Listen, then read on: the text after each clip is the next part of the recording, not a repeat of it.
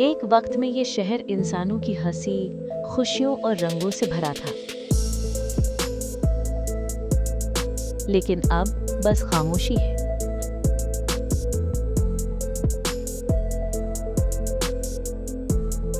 उसी वीराने में एक छोटा सा रोबोट घूमता है, नाम टिनू। उसका प्रोग्राम है शहर की सफाई करना। वो अकेला है, कोई इंसान नहीं, कोई आवाज नहीं, बस वो और अंतहीन खामोशी।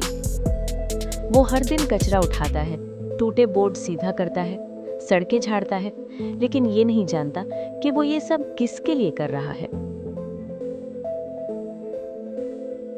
क्योंकि अब इंसान रह ही कहाँ गए हैं। टिनू एक जंग लगे गाड़ियों के पार्क में पहुंचता है। वहां उसे एक पुराना होलोग्राम बोर्ड मिलता है जो अब भी थोड़ा बहुत चलता है। बोर्ड पर इंसानों के पुराने पल चलते हैं। बच्चे झूला झूल रहे हैं, लोग हंस रहे हैं, पेड़ हवा में लहरा रहे हैं।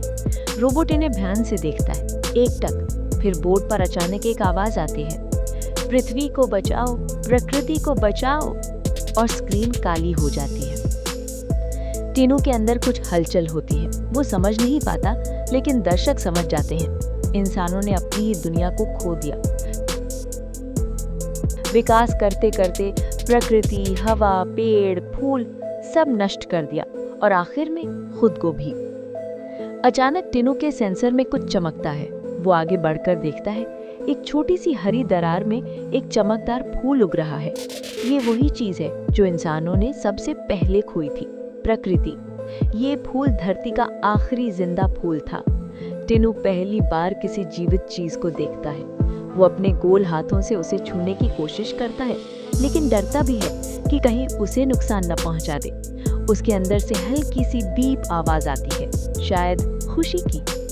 अचानक आसमान में काले बादल जमा होने लगते हैं। तेज हवा चलती है, पुराने इमारतों के शीशे टूटकर नीचे गिरते हैं। टिनू फूल को बचाने की कोशिश करता है, लेकिन हवा इतनी तेज चलती है कि फूल पल भर में उखड़ जाएगा, ऐसा लगता है। टिनू उसे अपने छोटे छोटे हाथों से ढक लेता है, जैसे इंसान अपने बच्चों को ढक लेते हैं। पहली बार ये रोबोट किसी और के लिए डरता है। ये वही एहसास है जो इंसानों ने अपनी दुनिया के लिए बहुत देर से महसूस किया। तूफान शहर को झंझोड़ देता है। टिनू गिर जाता है, उसके हिस्से टूटने लगते हैं, उसकी बैटरी तेजी से कम होने लगती है, लेकिन वो फूल को पकड़े रहता है। वो अपने अंदर चल रहे पुराने इंसानी रिकॉर्ड्स को याद करता है।